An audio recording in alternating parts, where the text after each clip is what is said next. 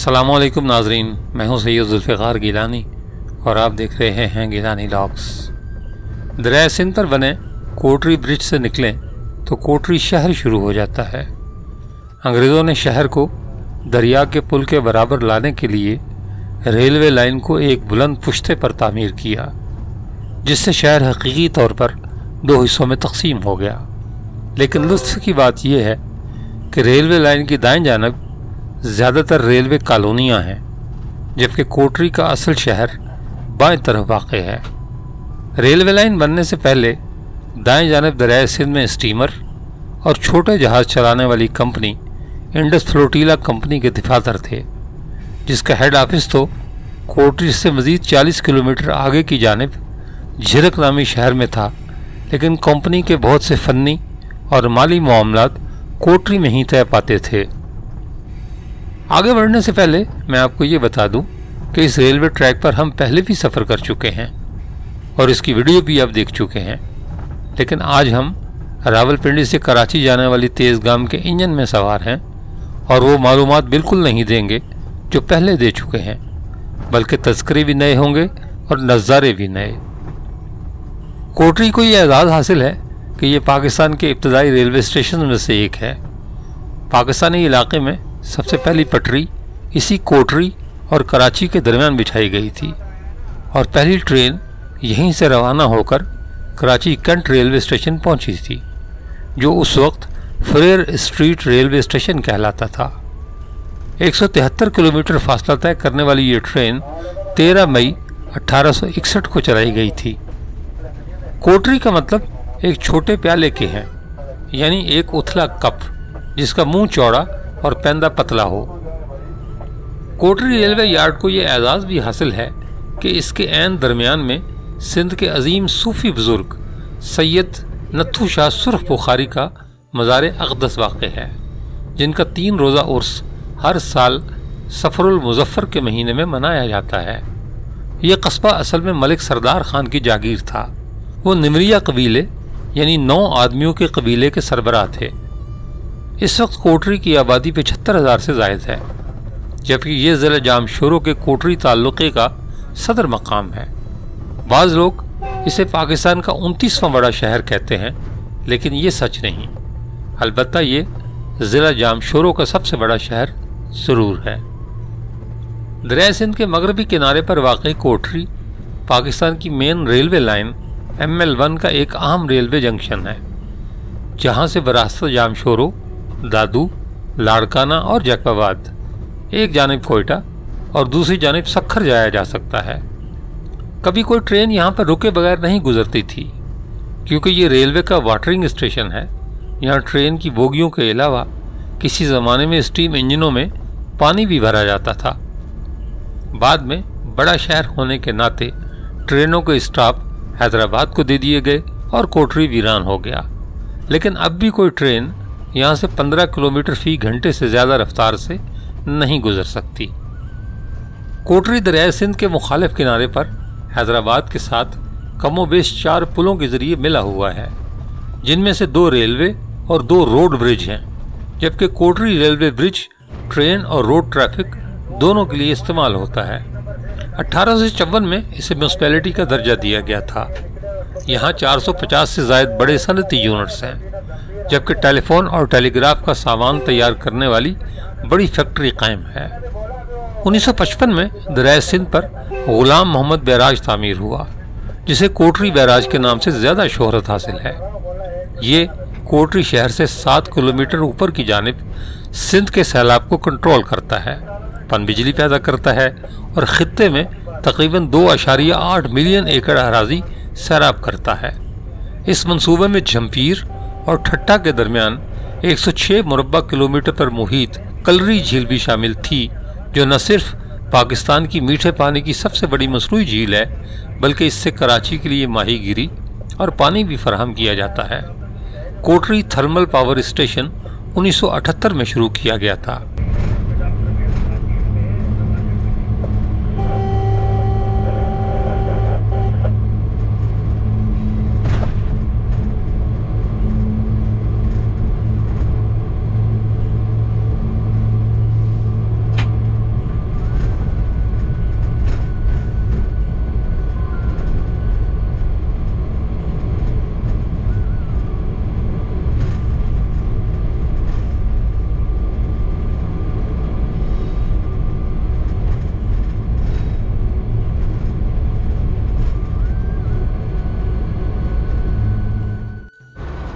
کوٹری سے نکلیں تو بھوری ریتلی زمین اور ننگی چٹانیں شروع ہو جاتی ہیں۔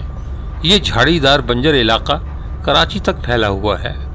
کوٹری کے بعد بھولاری اسٹیشن ہے، جہاں پاکستان کا جدید ترین ایئر فورس بیس ہے، جس کا افتتاح دسمبر 2017 میں ہوا تھا۔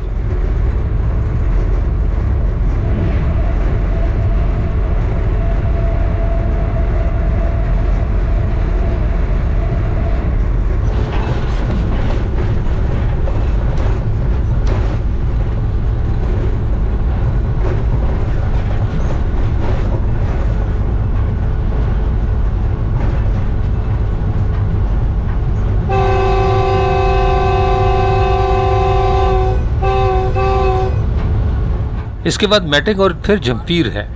کبھی بھولاری اور میٹنگ کے درمیان اونگر اور میٹنگ اور جھمپیر کے درمیان لطیف چانگ کے کیبن نما اسٹیشن ہوتے تھے، جو اب ختم کیے جا چکے ہیں۔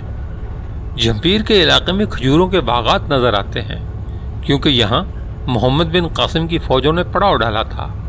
اس کے علاوہ کلری یا کینجر جھیل کا ایک حصہ بھی جھمپیر کو چھوتا ہے، اس لیے یہاں بڑی مقدار میں مچھلی شکار کی جاتی ہے۔ جھمپیر کی ایک اور خصوصیت ونڈ فارمز ہیں، جہاں دو ہیکل ہوائی چکیوں سے بجلی پیدا کی جاتی ہے۔ جھمپیر کا شمار ان ساحلی علاقوں کی پٹی میں کیا جاتا ہے جہاں ہوا کی رفتار نہایت تیز ہوتی ہے۔ اس لیے ترک فرم زورولوجی انرجی کے ذیلی ادارے زورولوجی انرجی پاکستان نے $143 ملین کی لاگت سے پہلے مرحلے میں 62 اور دوسرے مرحلے میں 28 ونڈ ٹربائنز لگائی ہیں، جو 56.4 میگا واٹ بجلی پیدا کرنے کی صلاحیت رکھتی ہیں۔ یہ منصوبہ مارچ 2013 میں مکمل ہوا تھا۔ جھمپیر کے علاوہ پاکستان میں تقریباً 3200 میگا واٹ صلاحیت کے 45 ونڈ پاور پروجیکٹس پر کام جاری ہے۔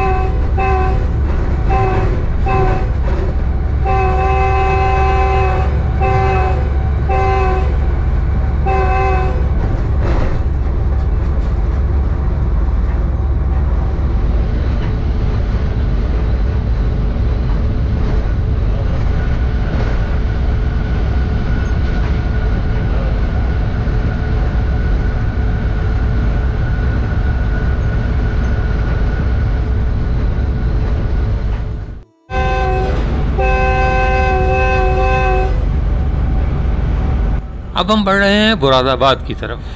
کبھی جھمپیر اور براد آباد کے درمیان اوترام نامی ایک کیبن نما اسٹیشن ہوتا تھا، لیکن اب وہ بھی ختم کیا جا چکا ہے۔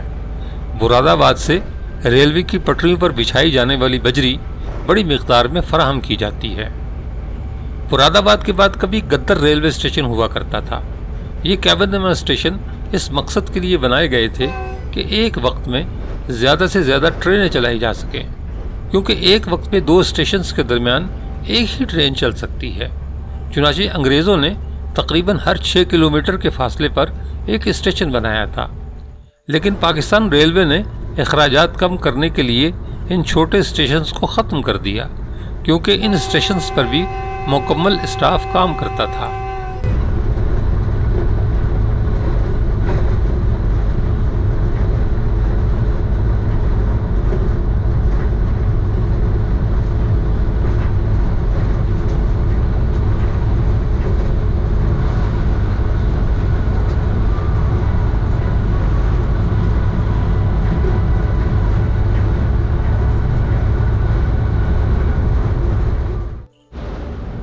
یہ جنگ شاہی ہے۔ کراچی کے مشرق میں تقریباً 99 اور ٹھٹہ سے 21 کلومیٹر کے فاصلے پر واقع اس قصبے کی وجہ شہرت اس کی رسیلی بالو شاہی ہے، جو منہ میں رکھتے ہی کھل جاتی ہے اور زبان پر اس کی شیرینی کافی دیر تک برقرار رہتی ہے۔ جنگ شاہی کے قصبے کا سلسلہ تاریخی روایات کے مطابق مکلی کے قدیم آثار سے ملتا ہے۔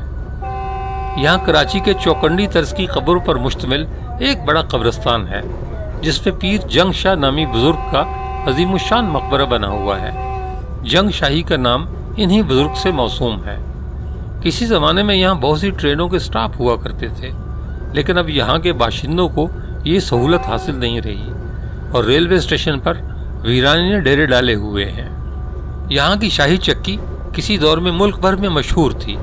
یہاں اس کے بنانے والے کاریگروں کی کثیر تعداد آباد تھی، لیکن برقی چکیوں اور گرائنڈر کے فروغ کے بعد ہاتھ سے آٹا یا مسالے پیسنے کا رواج ختم ہو گیا، جس کی وجہ سے چکیاں بھی عدم توجہی کا شکار ہو گئیں۔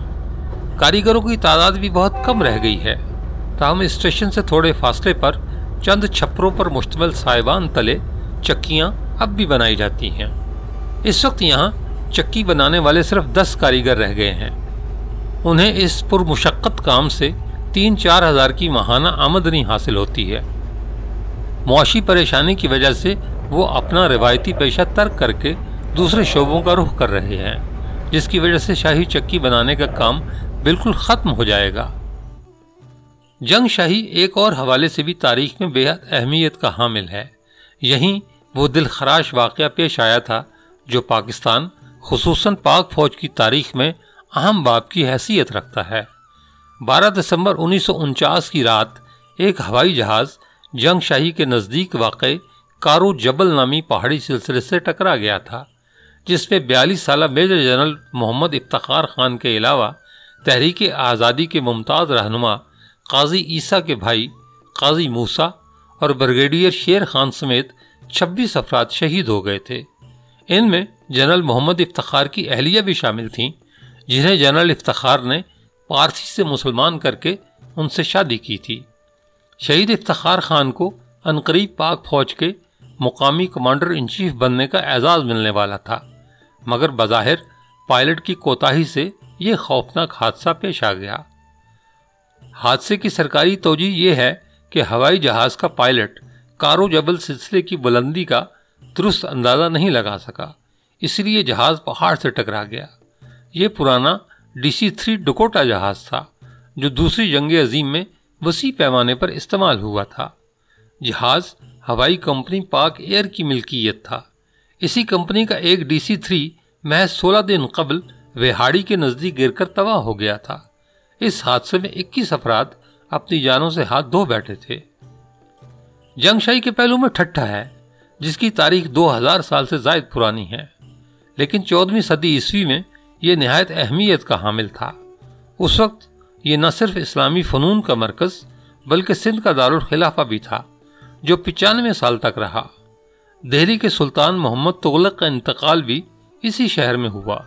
1739 تک یہاں سما، ارغون، ترخان اور مغل حکمرانوں کی حکومت قائم رہی، تاہم 1739 کی جنگ کرنال میں ایران کے بادشاہ نادر شاہ نے اس پر قبضہ کر لیا اور اس کے بعد سے اس شہر کو بالکل نظر انداز کر دیا گیا۔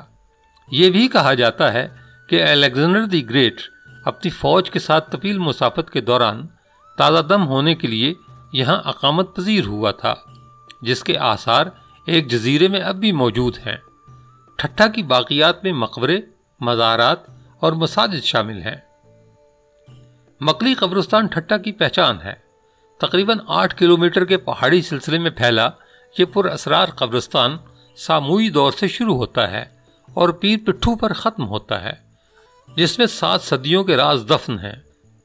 نہ جانے کتنی لوک داستانوں کا شور ہے جو اس شہر خاموشہ میں دفن ہے، کیونکہ یہاں کئی بادشاہ، ملکائیں، علماء، فلسفی اور جنرل سپرد خاک ہیں۔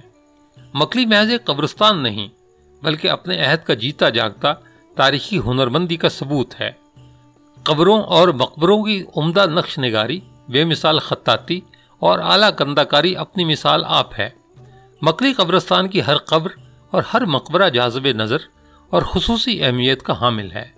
اس قبرستان میں اندازاً 4 لاکھ سے زائد قبریں موجود ہیں، جن میں 1 لاکھ سے زائد اولیاء کرام، 33 بادشاہ اور 17 گورنر مدفون ہیں۔ اس قبرستان میں موجود مقابر مسلمانوں کے فن تعمیر کا نادر نمونہ ہیں اور انہیں ایرانی، ترکی اور ہندوستانی فن تعمیر کا شاہکار کہا جا سکتا ہے۔ یہ یادگاریں اینٹوں، پتھر اور ٹائلوں سے بنائی گئی ہیں۔ ایک روایت کے مطابق یہاں پر جو پہلی قبر تعمیر ہوئی وہ ایک عورت کی تھی اور وہ علاقے میں مکلی کے نام سے معروف تھی۔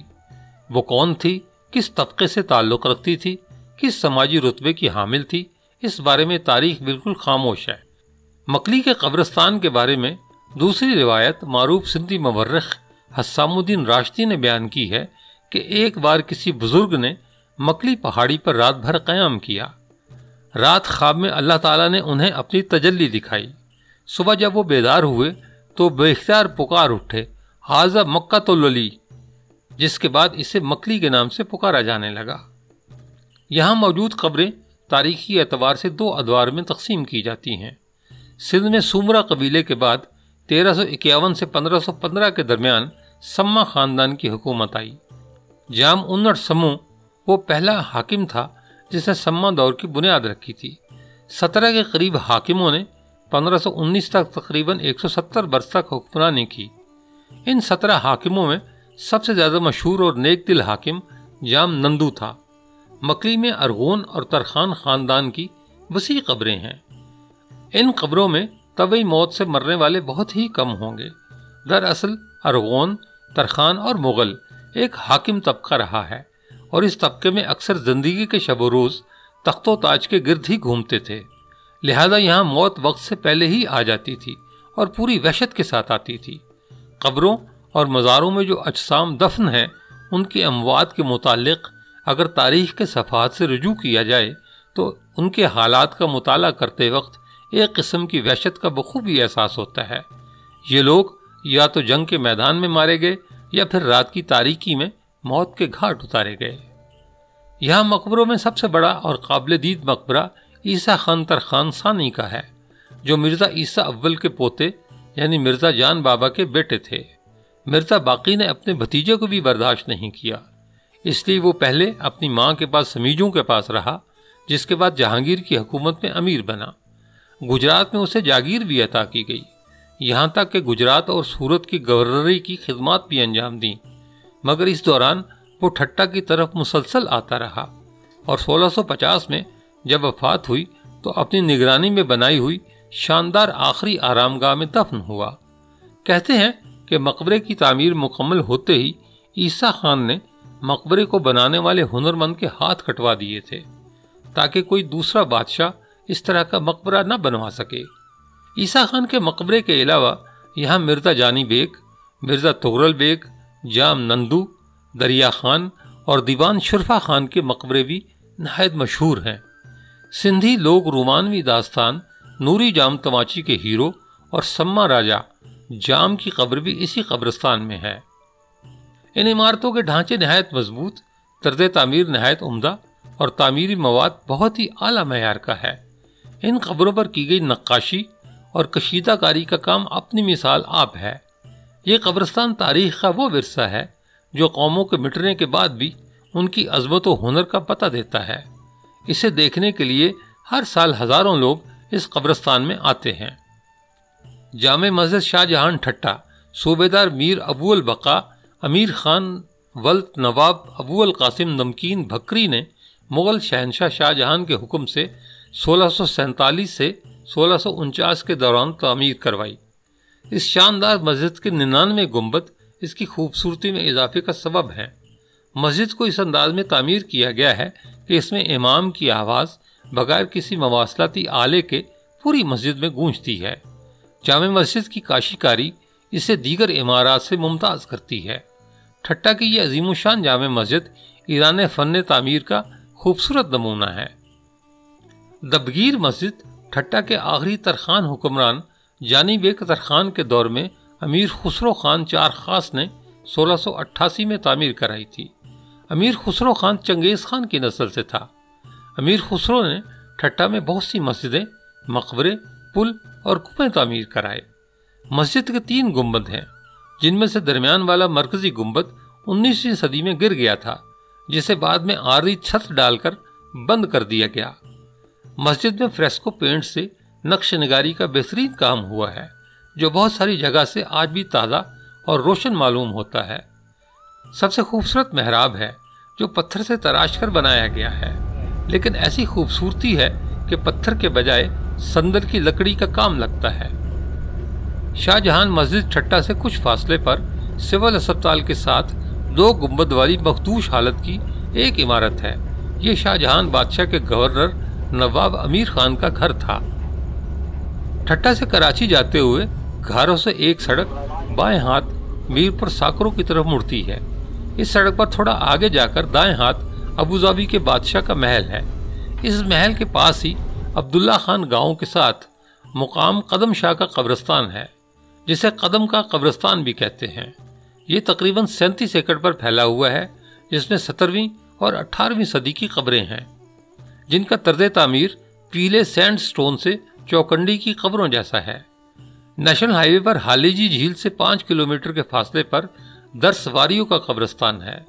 یہاں کچھ قبریں موجود ہیں جن کا طرز تعمیر چوکنڈی اور نوکنڈی کے جیسا ہے۔ قدم شاہ مقبروں سے ملتا جلتا ایک اور قبرستان ٹھٹہ سے 20 کلومیٹر دور بی بی جو کوٹ گوجو میں واقع ہے۔ اس قبرستان میں بی بی جو کا مقبرہ ہے۔ گوجو سے 2 کلومیٹر کے فاصلے پر کافر کوٹ کا ٹیلہ ہے، جس کے بارے میں کہا جاتا ہے کہ یہاں سونے کا بنا ہوا ایک مندر ہوتا تھا جو اس ٹیلے میں دفن ہو گیا ہے۔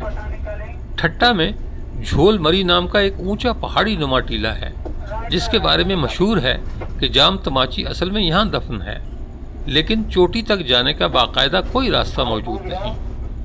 پیر پاتھوں کے 3 قبرستان ہیں جو ایک دوسرے سے کچھ فاصلے پر موجود ہیں۔ محکمہ آرکیالوجی سندھ نے انہیں قبرستان 1، 2 اور 3 کا نام دیا ہوا ہے۔ پیر پاتھو قبرستان 1 میں تقریباً 500 کے قریب قبریں ہیں، جن میں سے 200 تاریخی حیثیت کی حامل ہیں۔ ان میں 3 مقبرے بھی ہیں، جنہیں محمد بن قاسم کے دور کا کہا جاتا ہے۔ 12 ستونوں سے بنا جمع نامی بزرگ کا ایک مقبرہ ہے۔ پیر پاتھو قبرستان 2 پیر پاتھو گاؤں کے بالکل ساتھ واقع ہے، جس میں 1000 سے زائد قبریں ہیں، جن میں اکثر کی حالت خراب ہے۔ یہاں پتھروں سے بنے ہوئے محراب نما ایک مقبرے میں 8 قبریں ہیں، جن میں سے 5 مردوں، 2 عورتوں اور ایک بچے کی قبر ہے۔ اس مقبرے کے گرد بھی 60 قبریں ہیں۔ یہاں پکی ہوئی بڑی اینٹوں سے بنا ایک مقبرہ بھی ہے، جس پر کاشی کاری کا کام ہوا ہے۔ یہ قبرستان بھی محمد بن قاسم کے زمانے سے منسوب کیا جاتا ہے۔ پیر پاتھو قبرستان 3 میں 2000 سے زیادہ قبریں ہیں اور بہت سارے نامعلوم مقبرے بھی ہیں۔ ان میں ایک مخدوش حالت کا مقبرہ سید جمیل شاہ داتر نامی بزرگ کا ہے۔ یہاں لاتعداد مقبرے موجود ہیں جو 7ویں صدی کے ہیں۔ پیر پاتھو میں 6 گنبدوں سے بنی ایک مسجد محمد بن قاسم کے نام سے مشہور ہے۔ اس کے پاس ہی ایک ٹوٹا ہوا مینار ہے جو غالباً واچ ٹاور ہوگا، اور ایک دریا کے کنارے بنایا گیا تھا جو اب سوکھ چکا ہے اور صرف خشک گزرگاہ باقی ہے۔ یہ ٹاور تقریباً 1000 سال پرانا ہے۔ گوجو سے 5 کلومیٹر کے فاصلے پر شاہ حسن قبرستان ہے جو 7ویں صدی کا ہے۔ اس میں کچھ مقبرے بہت ہی خوبصورت کاشی کاری سے مزین ہیں۔ حیدرآباد سے ٹھٹہ جاتے ہوئے ٹھٹہ سے تقریباً 35 کلومیٹر پہلے سڑک سے دائیں جانب مشہور کینجر جھیل آتی ہے۔ جھیل کے بالکل پاس ہی ایک گمنام مگر بہت اہم قبرستان واقع ہے، جسے سوندا قبرستان کہا جاتا ہے۔ یہاں مخدوم خاندان کے چند بزرگ مخدوم رمضان وندانی، مولا عری، مولا بازید، مولا ابو بکر سمیت لاتعداد قبریں ہیں۔ قبرستان تقریباً 50 ایکڑ پر پھیلا ہوا ہے اور مقبروں کی طرز تعمیر چوکنڈی کے قبرستان جیسی ہے۔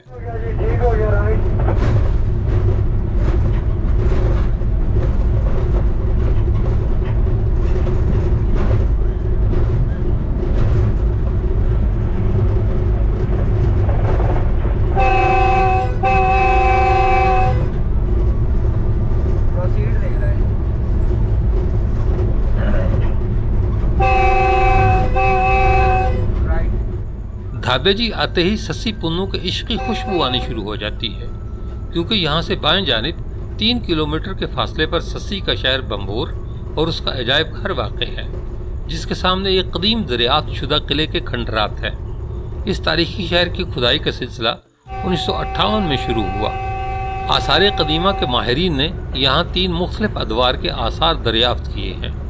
بمبور کے قدیم ترین باشندے سیتھو پارسی نسل کے تھے، جن کا زمانہ پہلی صدی قبل مسیح سے دوسری صدی عیسوی پر محیط ہے۔ ہندو اور بدھ مت کے پیروکار دوسری صدی سے 8ویں صدی عیسوی تک یہاں آباد رہے، جبکہ 8ویں صدی عیسوی میں محمد بن قاسم نے اسے فتح کیا تو بمبور میں مسلم تہذیب کو پنپنے کا موقع ملا۔ ماہرین نے ایک قدیم زیر آب شہر کے آثار بھی دریافت کیے ہیں، جس کے بارے میں ان کا کہنا ہے کہ یہاں 5ویں صدی عیسوی سے 9ویں صدی عیسوی تک کی آبادی کے نشانات موجود ہیں۔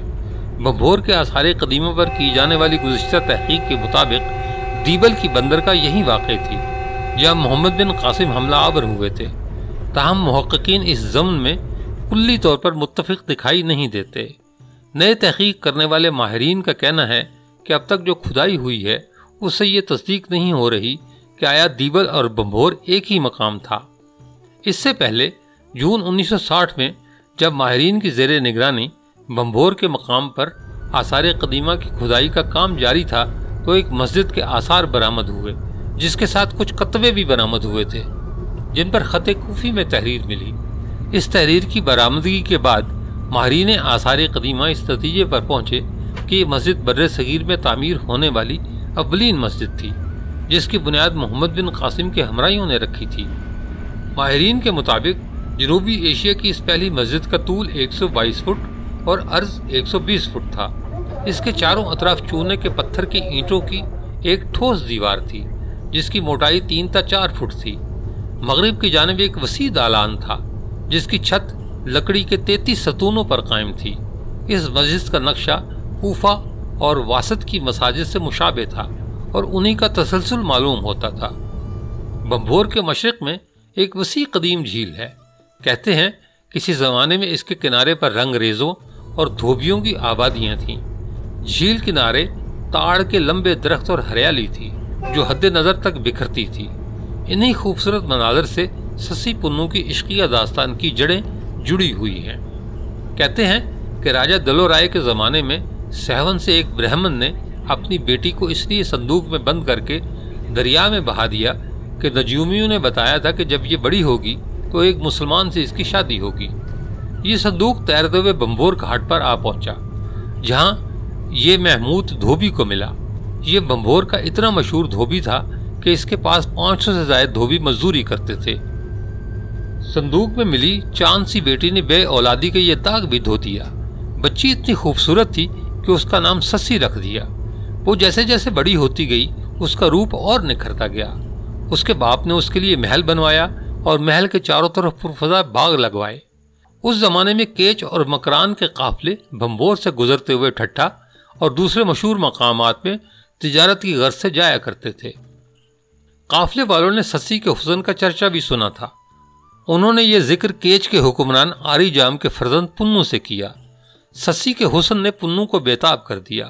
آخر فیصلہ یہ ہوا کہ وہ ایک بڑے قافلے کو لے کر بہت سا مشک و عنبر ساتھ لے جائے اور ایک بیوپاری کے بھیس میں بمبور کی سیر کرے۔ جب یہ قافلہ بمبور پہنچا تو خوشبوؤں سے سارا شہر مہکنے لگا۔ مشک و عنبر کی خرید و فروخت ہونے لگی۔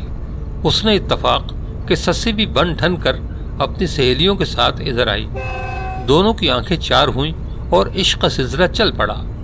سسی سے شادی کے لیے پنو کو بہت سارے امتحانوں سے گزرنا پڑا، جن میں گھاٹ پر دوسرے دھوبیوں کے ساتھ لوگوں کے میلے کچلے کپڑے دھونا بھی شامل تھا۔ بہرحال ان مشکل امتحانوں کے بعد سسی پنو کی شادی ہو گئی اور پنو نے واپس جانے کا ارادہ ترک کر کے بھنبور میں ہی سکونت اختیار کر لی۔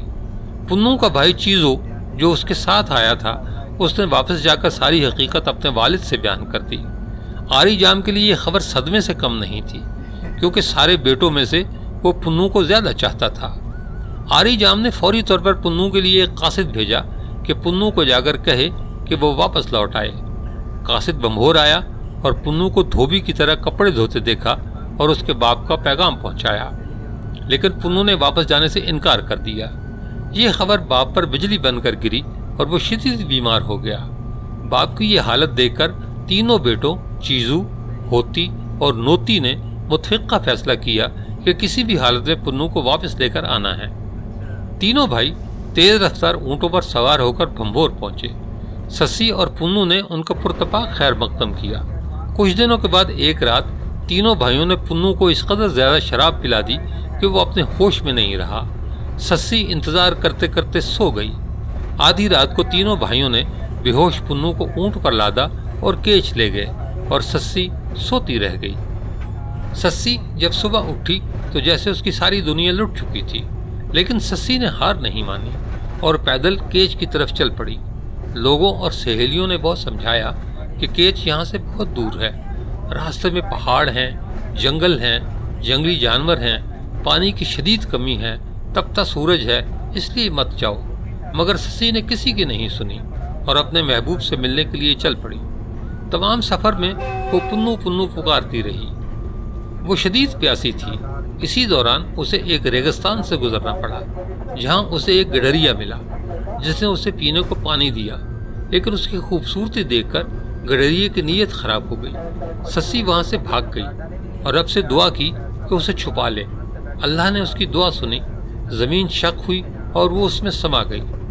دوسری جانب جب پنو کو ہوش آیا تو وہ بھی سسی سسی پکارتا بھنبور کی طرف بھاگا۔ راستے میں اس کی ملاقات اسی گڈریے سے ہوئی جس نے اسے سارا ماجرا سنایا۔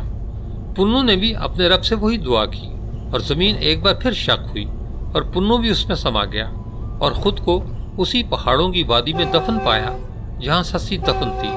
یہ افسانوی قبر آج بھی موجود ہے۔ یہ لوک داستان 11ویں صدی عیسوی کی بتائی جاتی ہے۔ نہیں علم کہ اس کہانی میں کتنی صداقت ہے، لیکن اگر یہ داستان 20% بھی سچی ہے تو سلطان شہاب الدین غوری کے حملے کو دیکھیں جو 11ویں صدی میں ہی کیا گیا تھا، اور اس لوٹ مار کے بعد بھنبور ویران ہو گیا۔ بندرگاہ پر کوئی جہاز نہیں رکا اور نہ سوداگروں نے بھنبور کی گلیوں میں اپنا سودا بیچا۔ اس حملے کے بعد مشک و عنبر کا کوئی قافلہ بھنبور نہیں آیا اور نہ ہی ان گلیوں میں پھر کبھی مشک کی خوشبو نے بسیرا کیا۔ دھابے جی کے بعد ہم نے مارشلنگ یارڈ عبور کیا، جہاں 80 ریلوے لائنز ایک دوسرے کے متوازی بچھائی گئی ہیں، اور ملک میں سب سے بڑا فریٹ آپریشن یہیں سے شروع ہوتا ہے۔ اس کے بعد جمعہ گوٹ اور لانڈی گزرا، جبکہ ہم نے ملیر برج پار کیا جسے پاکستان میں ریلوے کی تاریخ کا سب سے پہلا پل کہا جاتا ہے۔ اب ہم ڈرگ کالونی کے بعد ڈرگ روڈ اسٹیشن میں داخل ہونے جا رہے ہیں۔ ہمارا سفر یہیں تک تھا، لیکن سسی کا ذکر اس کے بعد بھی رہے گا۔ کہتے ہیں کہ کچھ شہر کچھ لوگوں کے لیے بنتے ہیں، ہمیں پتہ نہیں ہوتا مگر ایسا ہوتا ہے۔ بھنبور سسی کے لیے بنا تھا۔ اس شہر نے اس کے آنے کا انتظار کیا۔ وہ جب آئی تو اس شہر نے پال پوس کر اسے بڑا کیا، اس کا بیاہ کیا، اسے خوش رکھا، مسکانیں دیں، لیکن قسمت کے فیصلے ہم نہیں کرتے۔ اور جب سسی کی آنکھوں میں آنسو آئے اور جب وفا کی جڑوں کو زندہ رکھنے کے لیے سسی نے بھنبور کی گلیوں کو الوداع کہا تو اس شہر کی گلیوں نے جینا چھوڑ دیا۔ کہتے ہیں پھر جو بھنبور اجڑا تو آباد نہ ہو سکا، کیونکہ بھنبور سسی کے بغیر آباد نہیں ہوتے۔ اس کے ساتھ ہی ہمیں بھی اجازت دیجیے، اگلی ویڈیو میں جلد ملاقات ہوگی۔ اللہ حافظ۔